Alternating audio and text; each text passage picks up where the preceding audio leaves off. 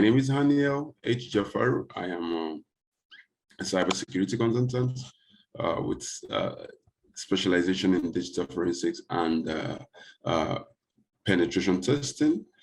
So today I'll be taking us through some awareness techniques, and we'll be learning new things when we're talking about cybersecurity. What exactly is cybersecurity, what it entails, and all that, what are the kind of forms of attack that comes as long as cybersecurity is concerned.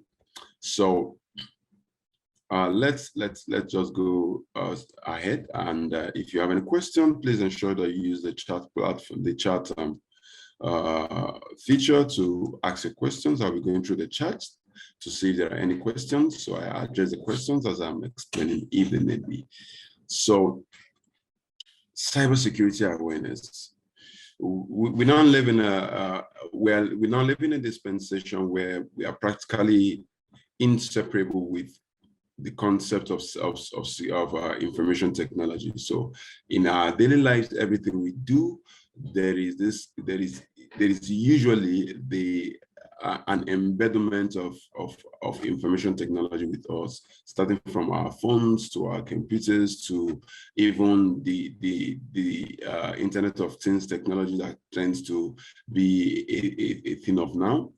So there is need for us to, while all these things are very instrumental in our everyday life, there is now need for us to now look out and be on the watch out for attacks that comes from all these technologies.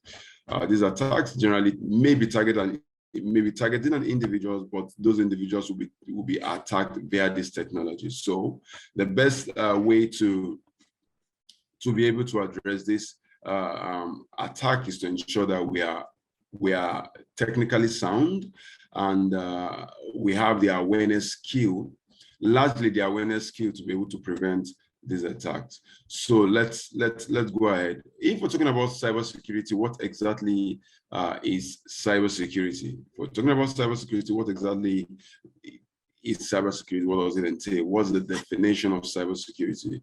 So the definition, this is according to Wikipedia's definition.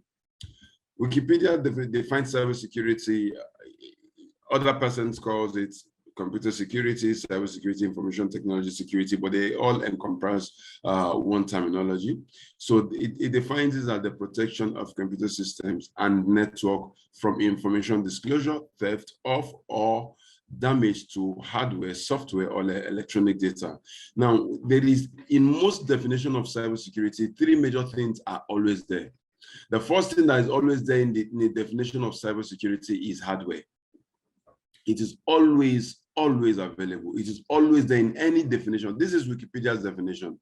But in any definition, that a comprehensive definition of cybersecurity must have hardware involved. The hardware must be mentioned. Software must be mentioned. Then beyond hardware and software, the data, electronic data, must also be mentioned, because there are cases where we've seen attacks that does not really focus on the hardware. They are not really concerned on ensuring that the hardware goes down or damaging the software. They are concerned about the data that is running on those electronic devices. So these three major components must be available in any comprehensive definition of cybersecurity. The first one is hardware. The second one is software. The third one is data. So now we're looking at the security concept, and that means it definitely will have to do with protection. So we are protecting against hardware, you are protecting against software, and also against data. Now, when it comes to the hardware, what are you protecting against? You're protecting against probably the crashing or the damage of the hardware. For software, probably the corruption of the software, to make the software corrupt, or to make the software to do what it is not supposed to do. These are the kind of things we're preventing, which usually falls under the CIA triad. Then for data, it can be corruption of data, damage of data, abuse of data integrity, and probably confidentiality of data, which all falls under the CIA triad. Now, when we're talking about cybersecurity, you can't define cybersecurity without the component of the CIA triad. The CIA triad means confidentiality, integrity, and availability. Confidentiality is strictly focused on ensuring that certain systems, certain softwares, and certain data are being used or viewed by those that are only authorized to do that.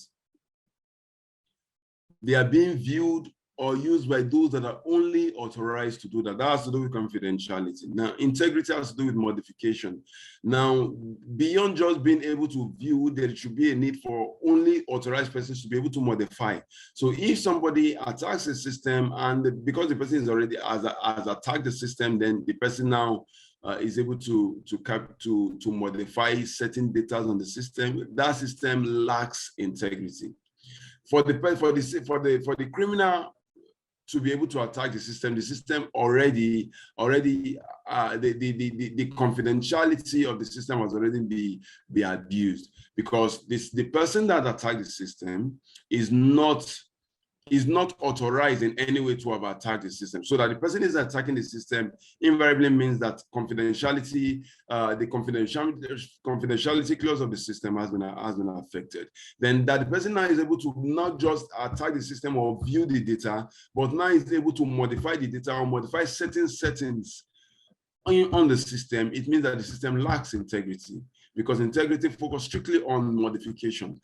Now, what about a situation whereby authorized users are unable to even let me use the word legitimate users are unable to now access the system or view the data or access the data? Probably the attacker has been able to delete certain data, or the attacker has been able to encrypt certain data, and now legitimate users or legitimate owners of those data and those systems can't use the systems. Now, their inability to use the system or inability to access the system means that availability clause on that system or on that data has been abused. So cybersecurity generally focuses on the confidentiality, the integrity, and the availability of systems. And that's what we'll be looking at in our next slide that talks about the forms of cybersecurity. These are just some of it. There are so many forms of cybersecurity or cyber threats. Forms of cyber threats and cyber attacks. There are so many of them. But let's limit ourselves to these 6, and I'll be explaining them one after the other. Now, for the list that we have here, I have the malware attack, I have the password attack, I have the insider threat, I have the denial of service, which is DOS or distributed denial of service. I have the zero-day attack, and I have the AI-powered attack. Please confirm that you can still hear me. So, as starting with the first one, malware attack. What is a malware attack? Before we even explain what a malware attack, what exactly is a malware? Because you can't look at malware attack without understanding the concept of malware. The word malware was formed from two different words, which is malicious and software. The first syllabic word of malicious, which is mal, and the last syllabic word of software, which is ware, was what formed the word malware. So what is a malware? A malware is a malicious software.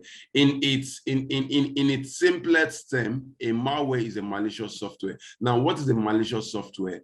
A malicious software is any kind of software that was designed with malicious intention. Any software, any computer program, any application that was designed with malicious intention falls under the category of what's called a malicious software. So now that we know what a malicious software is, or a malware is, what is a malware attack?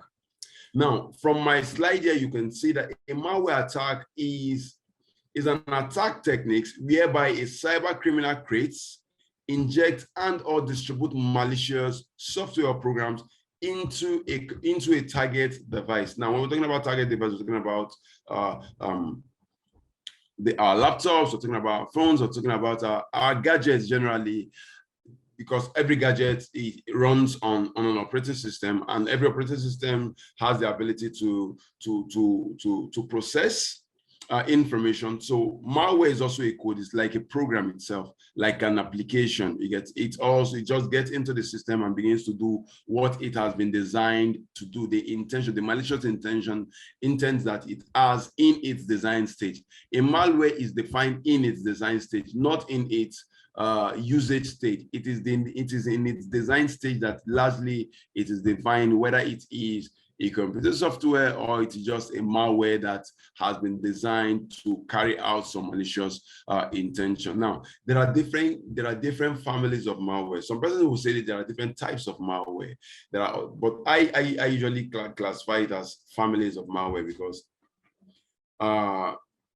the kind of malware, you can have different types of malware that falls under the same family. Now, what differentiates the family, differentiates a malware from each other, a malware family from each other, is the characteristics that comes with it, or the features, or its deployment concept.